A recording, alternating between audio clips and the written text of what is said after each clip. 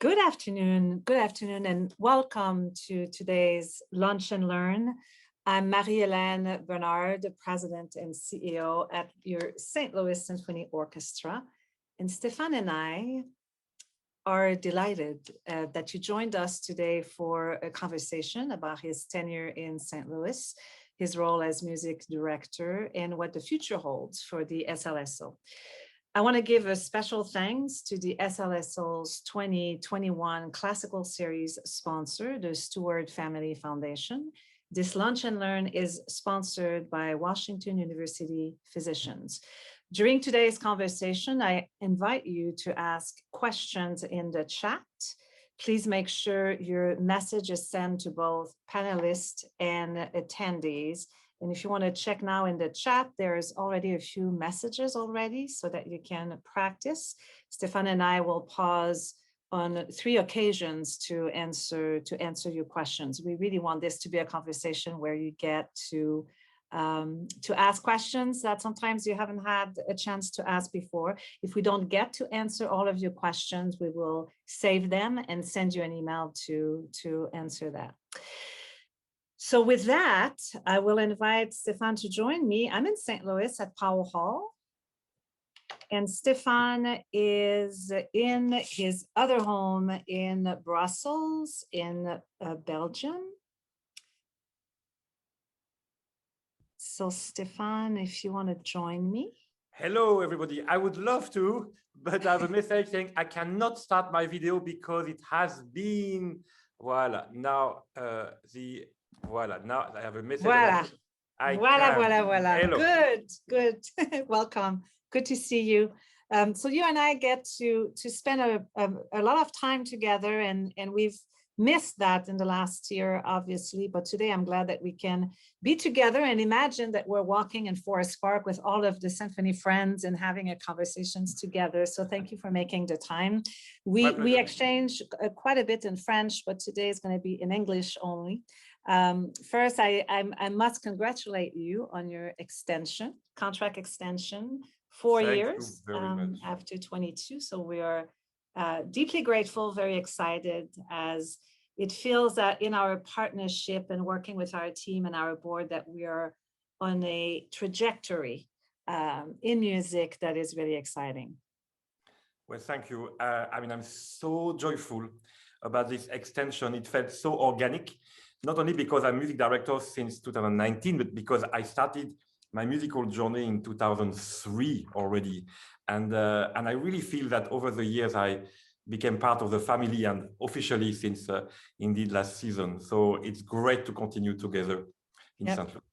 We're happy to have you. And your role as music director is obviously very different from, being a guest conductor. When you shape programs and you visit once, you would visit about once every 18 months. So let's go back. I want to spend the first 10 minutes reflecting on your tenure so far, which has been extraordinary. You made a lasting impression in your first season in 1920 as music director, but the year before in 1819, you were music director designate. So we had an appetizer to what your tenure might feel like. But there's been really several highlights. So I wanted to hear from you first. What would you say are 3 highlights of your tenure so far? What comes to my mind right away, of course, is my wedding, my musical wedding with the orchestra. My very best man, Jean-Yves Thibaudet, was there. You were all there, of course, and the program was a wonderful union of American repertoire and French repertoire, and there was just palpable joy, and I just loved it. So that is a big great memory. Then, Forest Park.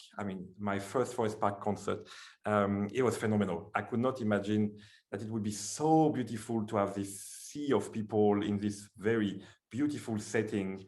And it was so festive, People in St. Louis are so warm. So, and it was actually a really warm day as well.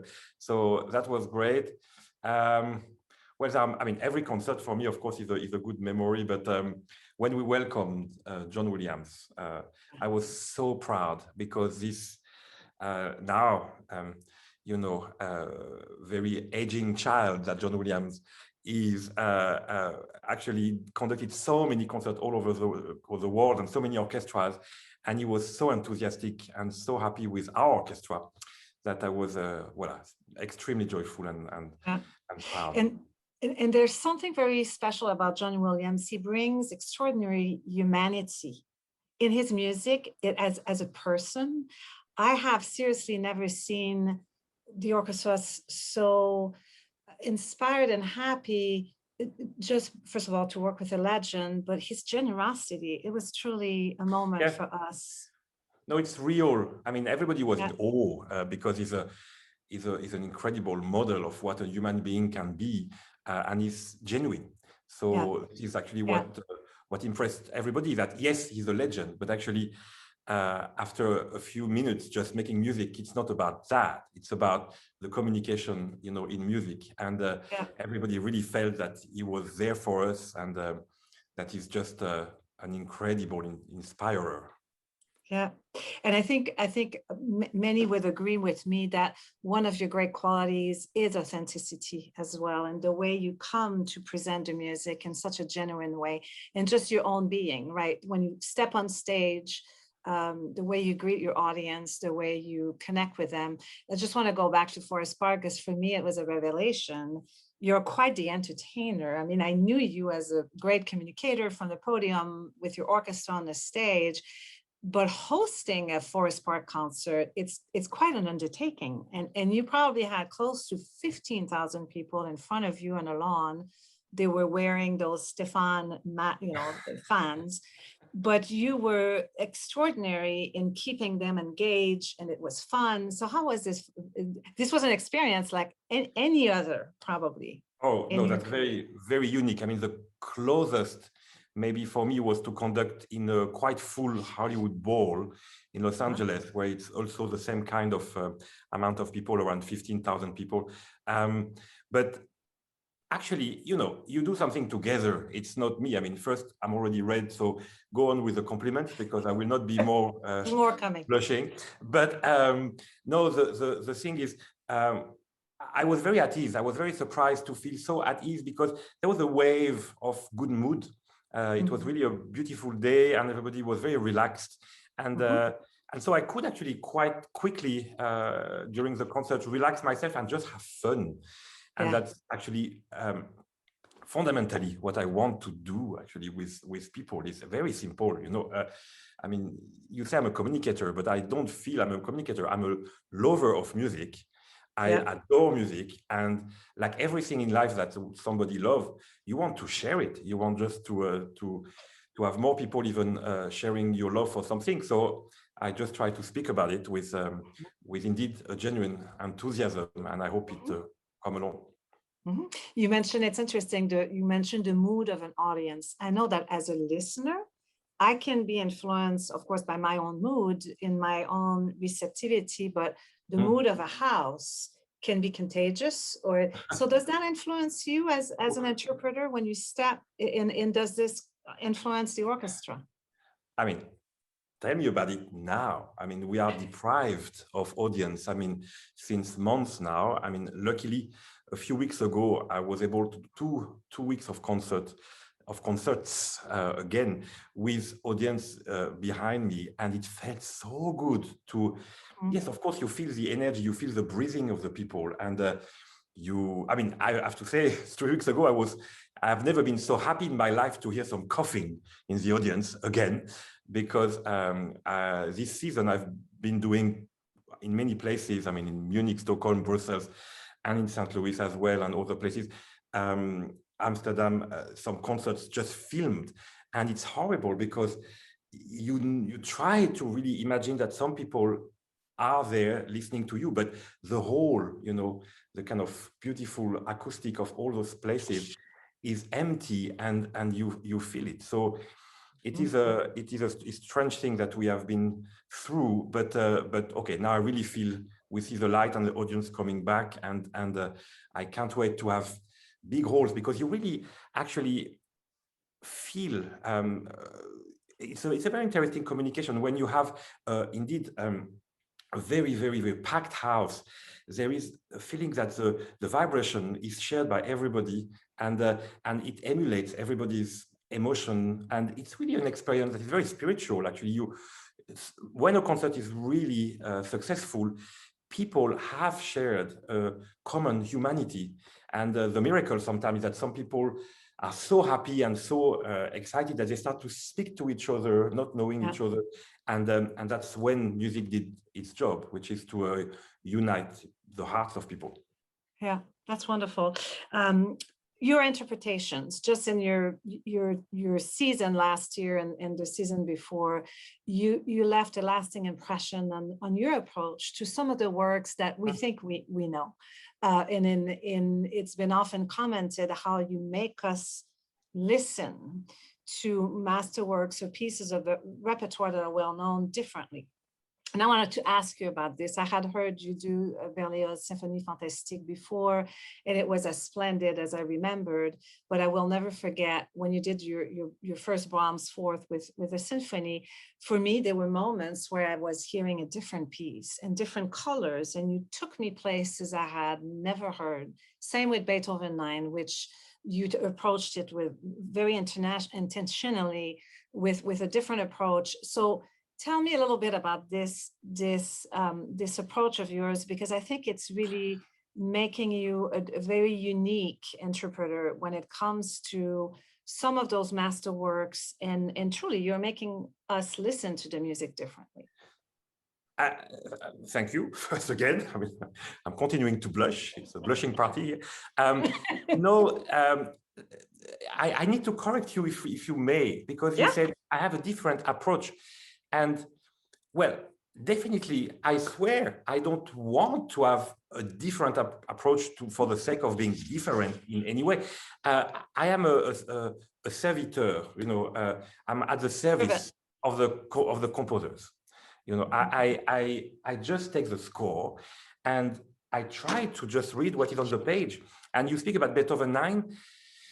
What is extremely strange is that Beethoven wrote some tempes that basically, indeed, almost nobody kind of follow, and even people criticize as being just not serious. And my goal was to say, like, who am I to think that Beethoven actually could have made a mistake? I mean, he knew very well how important his music was to the world. He was very aware of his genius, and he would not put tempos marking when he discovered the metronome without thinking about it very seriously. And I found out that one after the other, all the tempo markings make sense. They are indeed quite different from what we hear, what the kind of tradition has been. But tradition is often the last bad habit, basically. So what I want to do is just to have a fresh look at what is on the page. I learned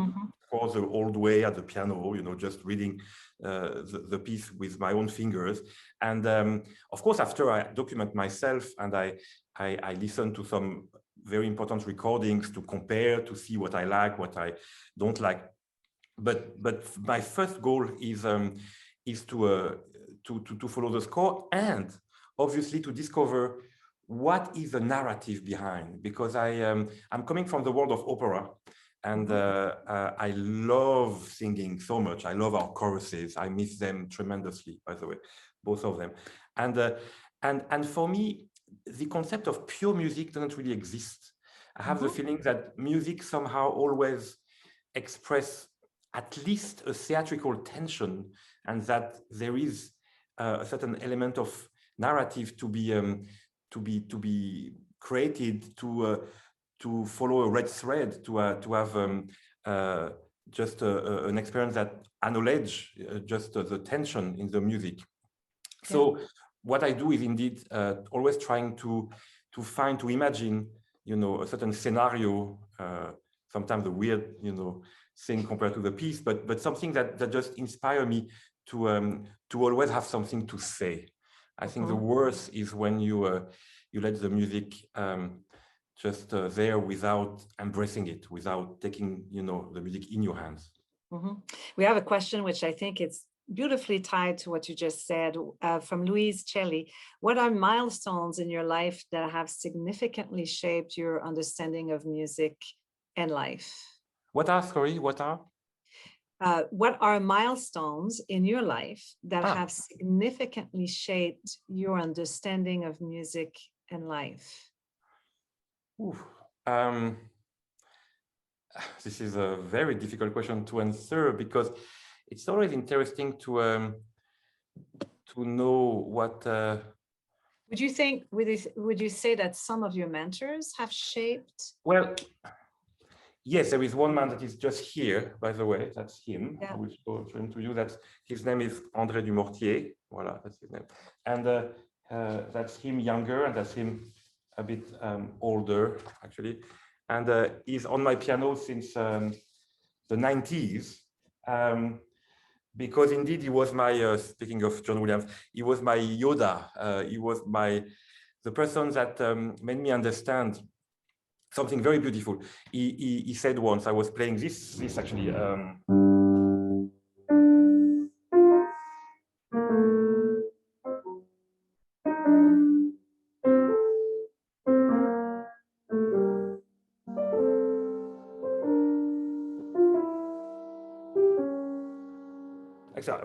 So it's Bach, it's a prelude in G minor.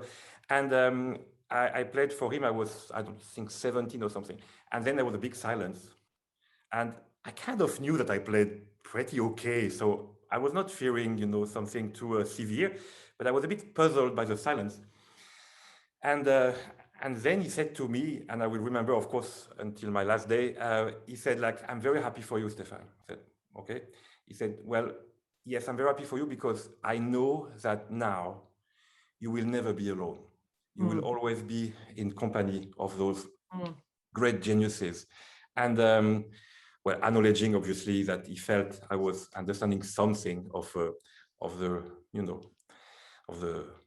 real message somewhere. So that was actually really a very defining moment. There's another one, actually, another moment. I was 8 years old.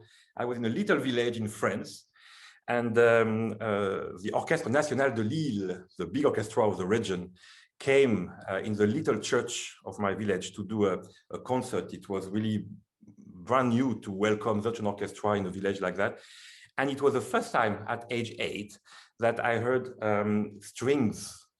In my village, there was some brass, orchestras and wind orchestra. So what we call in France, harmonie and fanfare. So I heard that actually, but I never heard strings. And they played the Bolero of Ravel.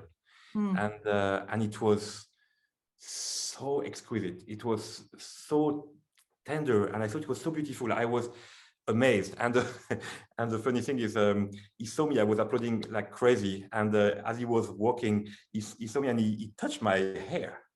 Well, and some people say that I never cut my hair since, but his name is Jean-Claude Casatsu, and I thank him indeed for having given me the first orchestral sound experience. It's wonderful. I'm going to read a quote, and I'm going to ask a colleague to put it in the chat. And by the way, there's a question or a comment in the chat in German. Sadly, my German is too poor to be able to translate, so I'll make sure someone from the team text you the message, Stephane.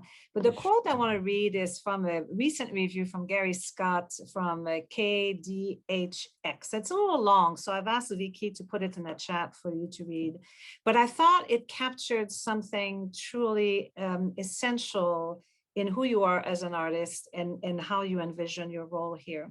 One of the great strengths and joys of music director Stéphane Denève is his commitment both to the masterworks and to contemporary works. But he has already demonstrated within a short time a solid resolve to program only works of quality. That does not mean disallowing innovative and even avant-garde works, but it means that newer works and premieres must demonstrate intrinsic worth and originality. Denève seems to understand that a symphony orchestra in today's world must educate listeners of all ages and will need to prepare and stretch their musical boundaries. To have a conductor with such a commitment in our midst is a great boon to our entire city and region, and will surely result in increased community support. I thought this captured you very well in what my own observation of how you're starting to shape as a music director, the musical narrative with your orchestra. Well, it's once again, it's too nice. I mean, it's very encouraging, let's say, because it is indeed what I want to do. And for me, the idea of repertoire is key. And actually I can answer because I found the message in German of Ursula. So Ursula, ich freue mich sehr auf viel zu musizieren für Sie in den nächsten 4 Jahren. And she speaks about Notre Dame by Franz Schmidt. Und ich kenne dieses Stück leider nicht. So I will try to listen to it because I don't know this rarity. There is a comment from Ursula, indeed in German, speaking about a piece that she certainly likes and which I don't know. So you see, the repertoire is so vast, and I think every concert should include, of course, something fairly famous that people, you know, have the pleasure to see, of course, the greatest masterwork, but also a rarity and a piece from today, just to have a certain, something for everybody. I mean, and something with different tastes. And I love food, and I think actually a season and a concert should be always thought a little bit like a great menu in a gastronomic restaurant, you know, with things that complement each other. And sometimes a certain piece can help you to reveal some aspects of another. You know, I love to think pieces like little planets with their own atmosphere, their own color, their own nature. And I love to try to see which planet can gravitate with another one. And yeah, that's for me very, very, very important indeed to create interesting programs. And I'm helped by that with, of course, you, Marie-Hélène. Well, we worked a lot together. We discussed programs. Eric Finlay and Jan Kibler. I mean, there is a great team. I love to work. I spend a lot of time dreaming the programs. Yeah, and I will never forget when we first met. I was still in Boston, but I knew I was coming to St. Louis, and I had a commitment to make music accessible to all. And we talked about this quite a bit, your philosophy about communicating the value of music and really help remove barriers that are often self-imposed when people don't feel familiar with a work or with a composer. And I thought it was remarkable, your commitment to really communicate this value. And I see it today, just the way you step onto the stage and make the audience feel very comfortable. You say you love food. I mean, I've been with you in different places in town where your openness has really helped us create deeper connection with all audiences, and I think that's truly unique. In your first year, you started a new concert format, Crafted. So tell me a little bit, in thinking about different concert formats, when you think of various, you know, varying audiences, what do you hope to see? What's your dream when you think of, you know, the place of this orchestra in the community and the audiences attending concerts? Well, obviously, my dream is that this orchestra would be the orchestra of the people, of everybody.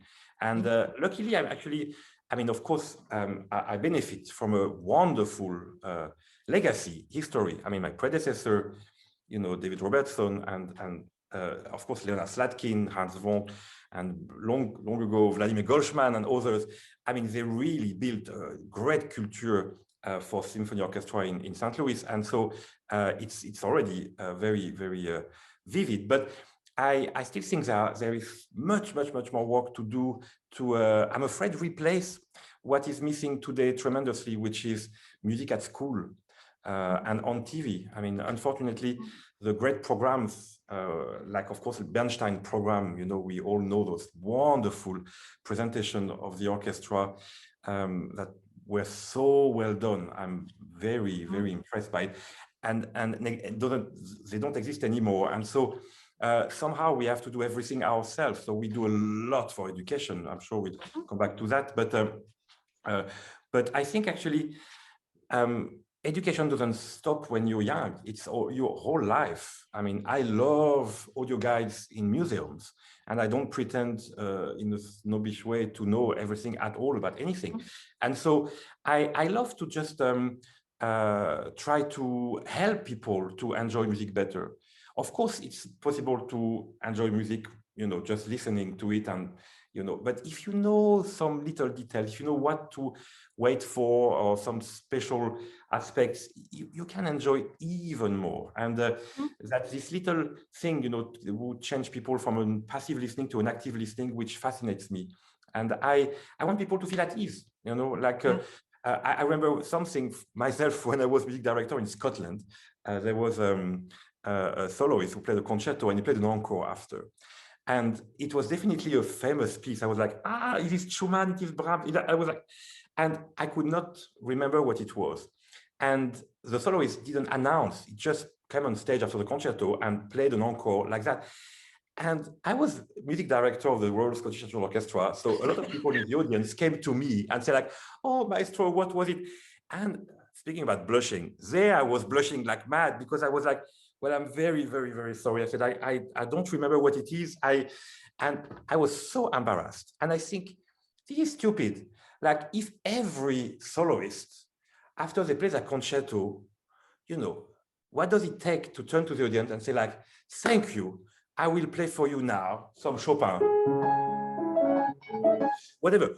Then people relax. They know what it is. They won't be embarrassed to not know to their friends or whatever, and they just enjoy the music. So for everything, it's the same. I mean, like I hear sometimes people, patrons that say, oh yes, I'm worried when I don't know a piece.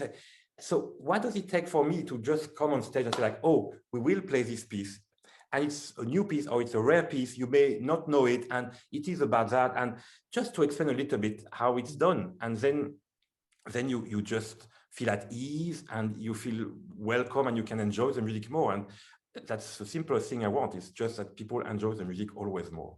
Yeah, and actually for all of us who work for this organization, and same with in the orchestra, several of your musicians will come to a work for the first time, whereas others will have played it 40 times in their career. I think I love to think about us being new to this, but also if it's a work that's well known, to play it again for those for whom it's the first time. We always think, and I know you think that way, you always think of those in the audience who have never been there. This is a first visit. And how can we as a community of music lovers and listeners make the experience easy for those who are coming for the first time? And I love to remind our lovely patrons that they can make someone's first visit something that's inoubliable, like something that's really special, because they will make them feel so welcome and not frown upon, people clapping in the wrong place, or, there's a sense of community that's so important in experiencing the music. And as you say, during this pandemic, it's been the element that's been missing so much. So let me ask you, and we have a few questions. So after this question, I'll take a pause to answer a few questions.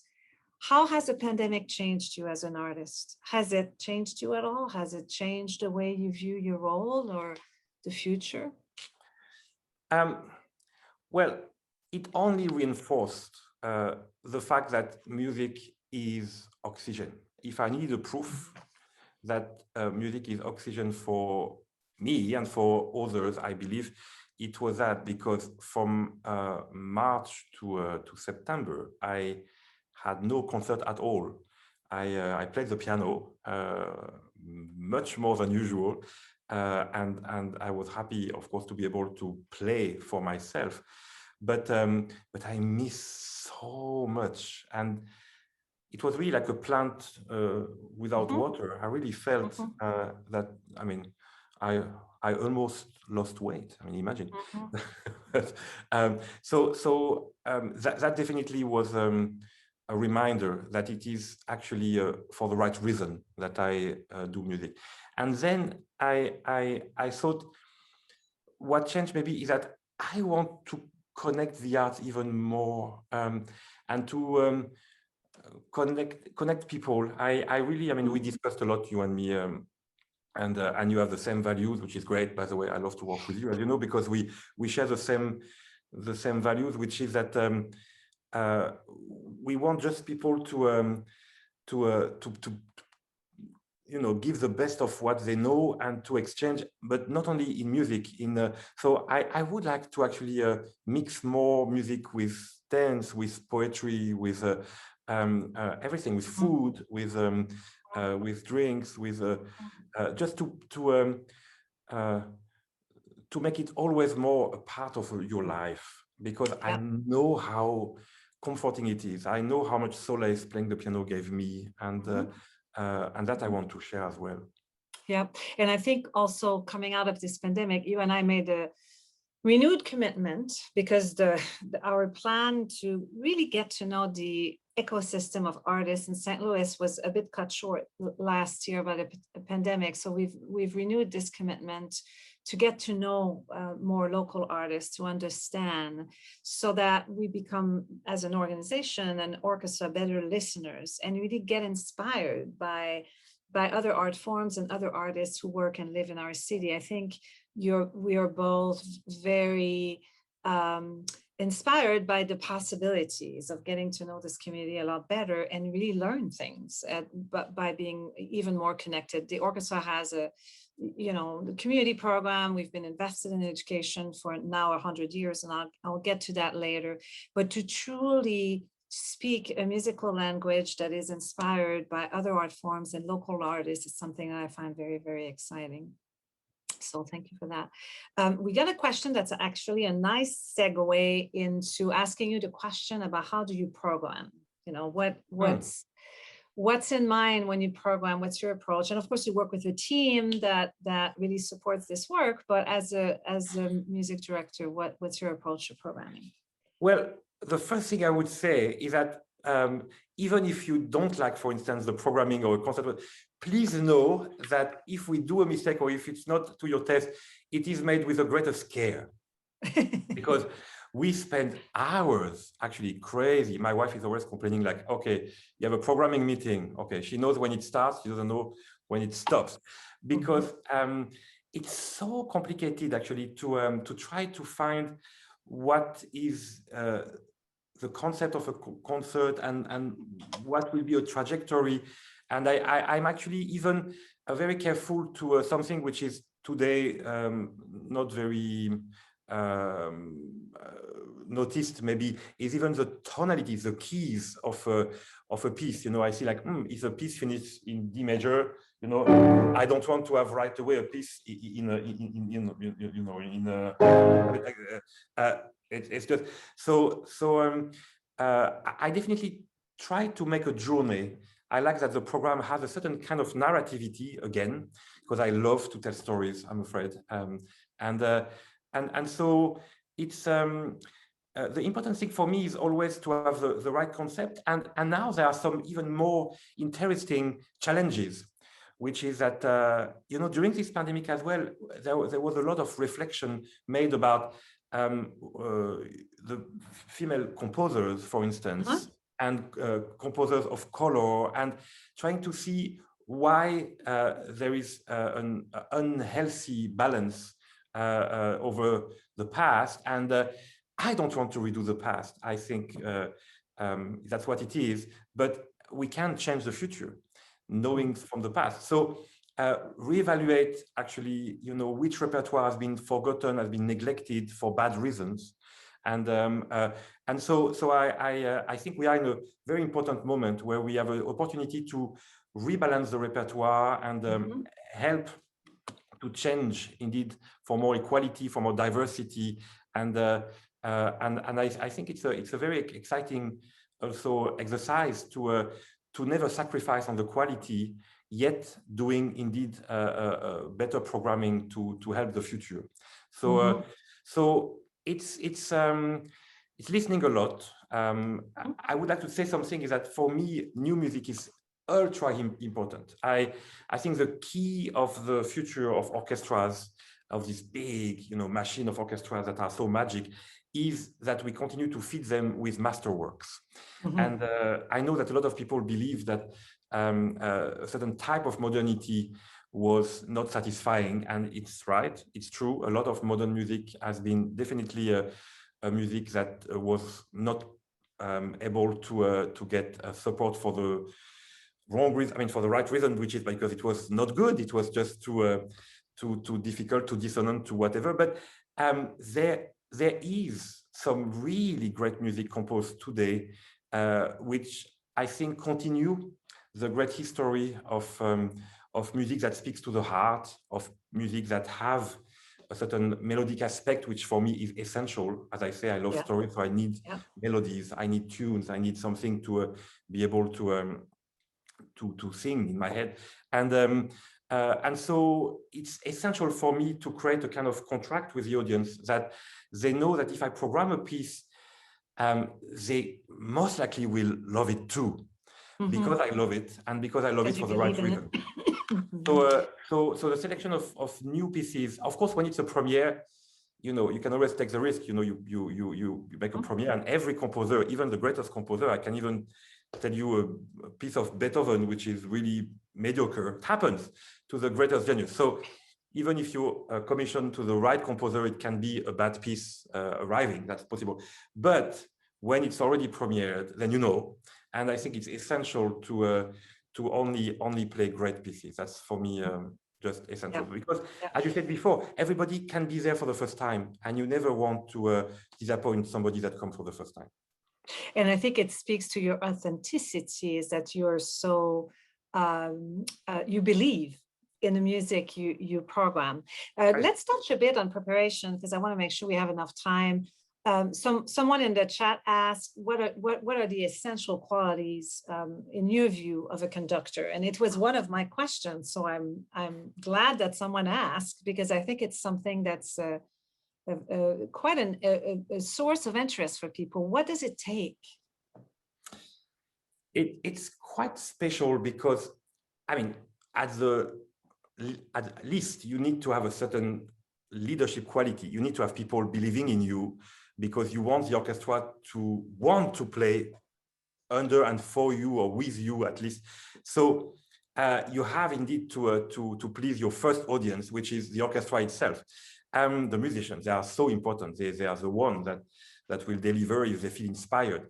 So now, how can you inspire an orchestra? And that's a strange thing. There are so many different ways. And a conductor is a kind of cocktail, if I may say, of different qualities. And sometimes it's a healthy mix of different qualities. Sometimes an excess of one quality can actually allow somebody to be overcoming some really other lack of qualities. So, for instance, there are some people who have an incredible charisma, and you just, they have an incredible way you want to follow them, and you would forget that sometimes they don't hear very well, or they don't have a good taste, or because they propose that. The opposite, you have some people that have really such a great knowledge, very refined taste, and so, okay, you accept that maybe, on a technical level of the precision, for instance, it's maybe lacking, it's not maybe, because orchestras are so good today that they can help a conductor if they want to. And so you can have a conductor with not so great abilities visually, but delivering, extremely good music making because of the taste. So it's everything. But for me, of course, the thing that I look the most in conductor I like, it's a certain honesty and respect and exciting engagement to the natural aspect of music.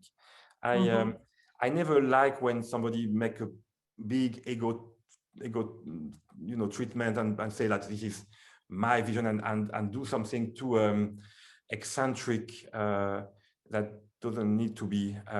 I like people that just, of course, Carlos Kleiber is a big example of somebody who just let the music breathe with such an elegance and a natural feeling. You just follow it. So many like It's interesting. It's a matter of trust. I will never forget, and I can't remember when it was, but it was after you were appointed first time, and you step on a podium, and I can't remember what the repertoire was, but I remember you starting the rehearsal and you let your orchestra play and sing, and you just didn't stop them. You just let them go. And I thought, oh, clever. Because you were letting them play for you and just express and I thought, wow, this is great, because you were just kind of trusting and letting. And then at some point you paused and then you just started working on the work.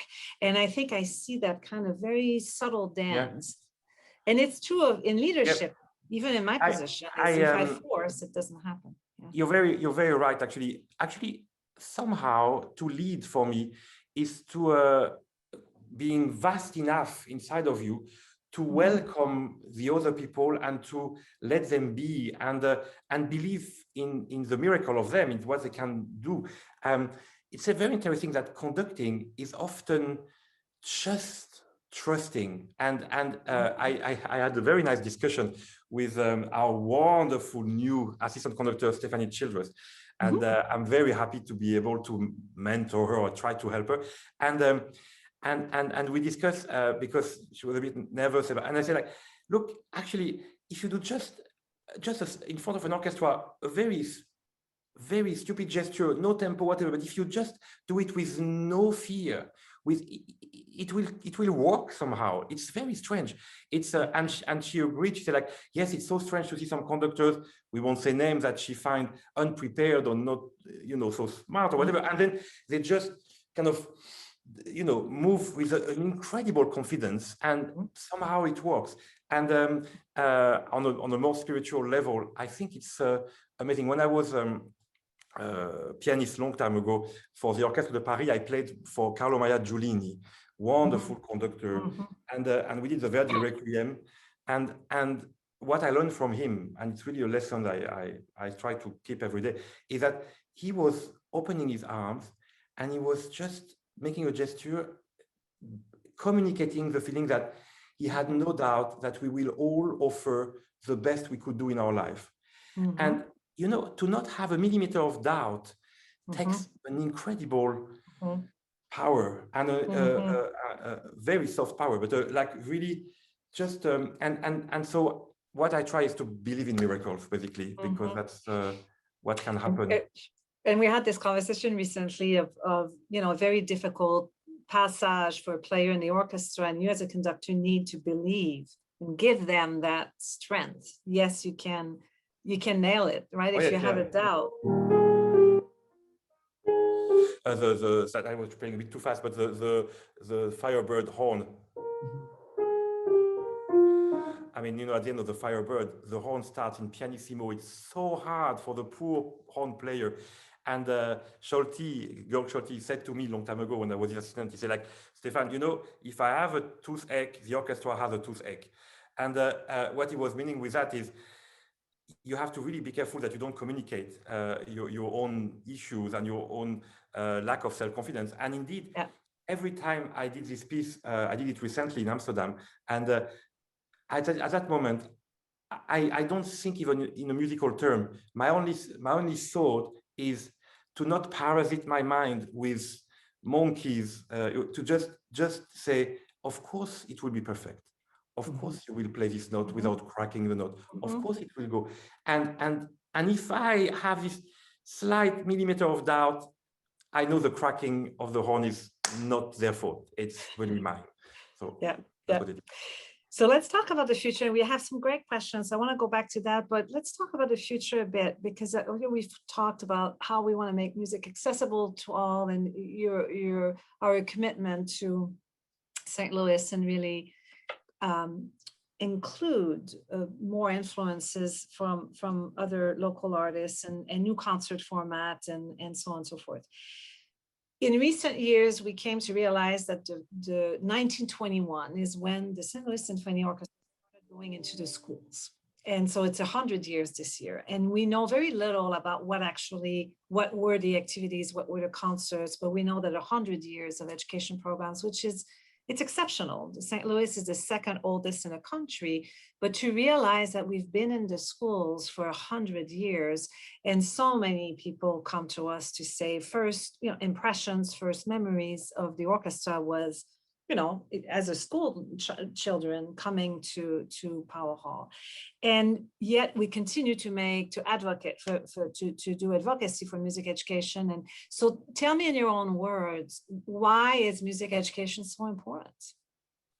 Why is it so critical for the St. Louis Symphony to be I would active? almost say that the question should not exist. Like I know. It's not a question. It's not a question. It's an oxymoron. But the thing is, music is a companion of life for sure, and so it can follow also every moment of your life. I mean, the first thing you may have heard when you were just born is your mother singing a song to you, and the fact is, I think we just need to give an opportunity to everybody to know that they have, a chance to never feel alone, and to enjoy music more than they could imagine they would. So no question that this is essential for us. And once again, I would like to say that the St. Louis Symphony Orchestra has an incredible education department. People are so great. It's a fantastic team, and they did a lot. So it's not because I'm there that it's fundamentally different. The only thing is I'm very, very, very interested, of course, and because it's the world is changing for every member of this organization about that. I think long time ago there was the education team, and then the musicians were not so involved, and now today every musician is an ambassador of the orchestra, and to the community and to the kids, and so many of our musicians even started in the youth orchestra themselves. So always very touching to know that they were there. The orchestra that Slatkin formed quite a certain number of years ago. 1970, 50 years ago. 50 years ago, exactly. And 6 of your players in the orchestra have gone through the youth orchestra program. So that's even more exceptional. As a major orchestra, we're one of the very few having a youth orchestra embedded into our organization. But to have 6 members of your orchestra that have gone through the youth orchestra training is quite exceptional. It's remarkable. But, I have something I love. This is called the Stephane seat. Some guests that I have, private guests at every concert that are there, and I always greet them. And most of them are children. And I mean, when I go after a concert, I mean, of course, I love applaud. I'm a normal, artist. I love the greetings and please feel free to scream. I love it. But the best reward I have is to ask, to a child, and just to see the eye shining. My dream is to make eyes shine. Actually, I mean, because that's a when wonderful you see a child image, and you see those children just excited, to have. And recently we played the Carnival of the Animals, 3 weeks ago, and so after I asked, and I said, like, which part you like the most, and which is a piece, and they say, oh, Carnival of the Animals, and the excitement on their face. I mean, we want just to share that. We want that. Yeah. In the chat, someone asked about how do you make someone who's new to listening, how do you make them listen? I mean, what do you tell a newcomer that hears a program with a live orchestra for the first time? Well, it depends, of course, if I can choose a piece for them. I often, when I was asked to advise a piece to somebody who really doesn't know classical music, I proposed a Magic Flute of Mozart, because it is one of these extraordinary masterworks who speak to everybody. I mean, you can be a child, and when I was a young father with Alma, I would have Alma with me, and I would hold her, and I will play, you know, this thing with one hand. So I have a big repertoire in one hand because I was holding the baby, and I mean she seemed to like it, and so Magic Flute is certainly a piece I think that can speak to everybody, being a tamino, a papageno, a sprecher, a zarastro. In life there are all this spectrum of different personalities, and everybody has something there. So Mozart, I would say, Notte di Figaro, the finale of the Notte di Figaro for me is something. Or if you want to offer some joy, like Barber of Seville of Rossini, I think it's something also very accessible. And of course, for symphony, obviously this one is an exciting one to discover if you don't know, because everybody seems to know it a little bit, so they always feel that they are not in unknown territory, but they may not know what's coming after those four notes. That's very true. So very true.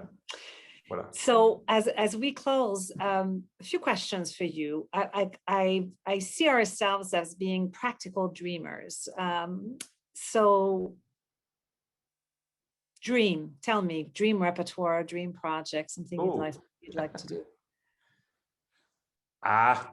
Well, I just said it, actually. I would love to do some operas. And for me, operas in concert, I would surprise you.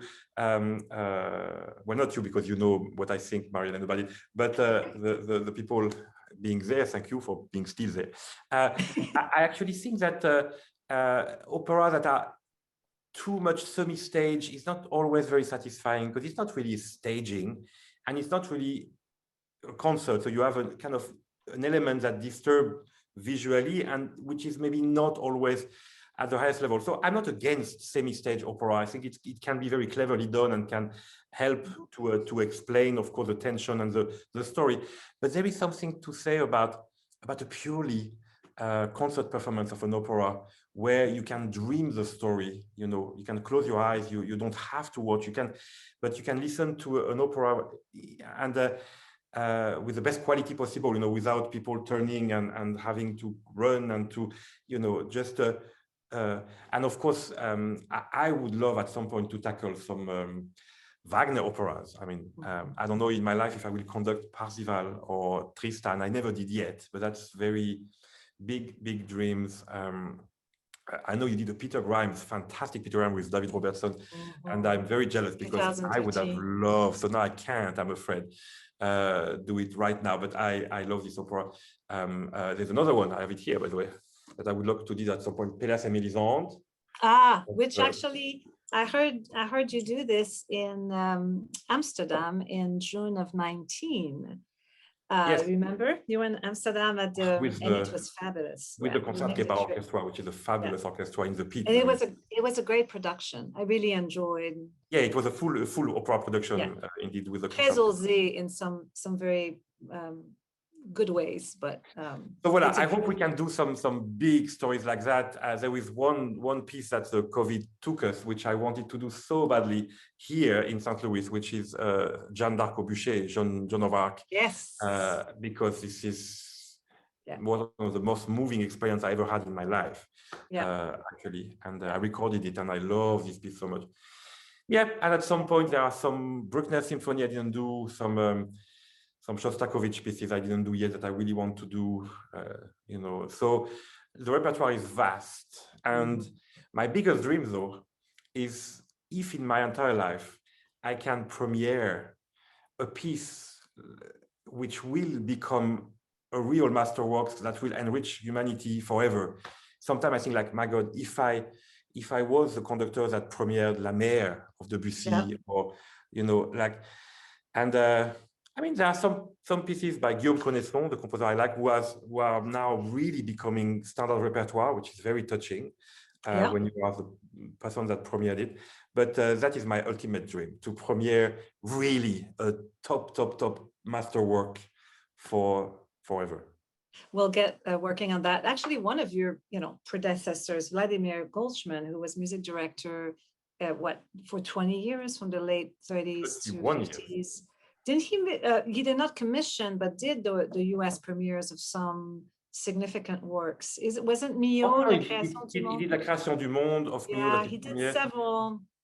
He did Pastoral d'été, which I recently which you did, René, which is he did in Paris in 1920. No, he did some important pieces for the very, very, very first time, and yeah, that's quite exciting. So yeah. And several of our participants today are sending suggestions in the chat, which we will save some repertoire suggestions, which will be happy to consider. Stephane, in closing, you know, just before the pandemic, we commissioned an economic impact study on the St. Louis Symphony Orchestra. And it was remarkable, you know, that the orchestra pre-COVID generated $96 million of economic activity in our region before. A driver of great economic activity, and also being not only one of the oldest orchestras in the country, but one of respected, a contributor to having launched so many talents. And of course, Stéphanie Childress just joined us, and it's remarkable that this emerging conductor gets to work with you. And the philanthropy is so essential to everything we do, since 2/3 of our budget gets funded through the generosity of our donors. If there was one word you wanted to share with our audience today to encourage them to come back, what would it be, as you think of planning your 21-22 season, as we get ready to come back to a more fuller live experience? Besides, thank you for your support.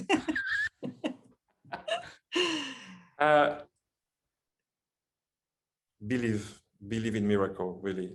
Like it's possible. You know, the cathartic power of music is there. It's real. So just yeah, to never fear what life can offer, actually, really. And to bring, and also your vision for them to bring more people to us, that there is no limit to experiencing the joys and the wonders of the St. Louis Symphony. I think we both hope that more people who love music bring people. I really hope, actually, so strongly, for some new roaring 20s. Yes. And that we will all feel life is so precious that we want to burn it, you know, and just really enjoy it fully and be together. I mean, I really would like that everybody say, like, okay, now that we can remove the mask at some point, like, meet me at the symphony, you know. Yeah, that's a great dream. That's a place to be, and a place to share. Powell Hall is such a great temple of music. It's so nice. It is. Well, thank you. It's a joy to see you. We'll see you in St. Louis next week for 3 weeks of fabulous programming. I invite everyone to go online at SLSO.org, get your tickets and come. And also, there's still the digital concert series continuing, so you're welcome to watch more. I again want to thank the Stewart Family Foundation and Washington University physicians for their support of this program and of our season. And again, the next Lunch and Learn will be Wednesday, May 19th at noon, and you can check the website and check your emails for more information. As always, thank you for all you do for the St. Louis Symphony. Thank you for being a very engaged audience today. There's more to discuss, and Stephane and I look forward to hosting you again for more conversations and more questions. If we did not answer your question today, no worries, we will via email. Thank you again. We look forward to seeing you at the hall very soon. Stephane, thank you. As always, my love to you and your family. We'll see you next week. Bye. Very soon. À bientôt. À très bientôt. Au revoir. Much love to everybody. Yes, bye.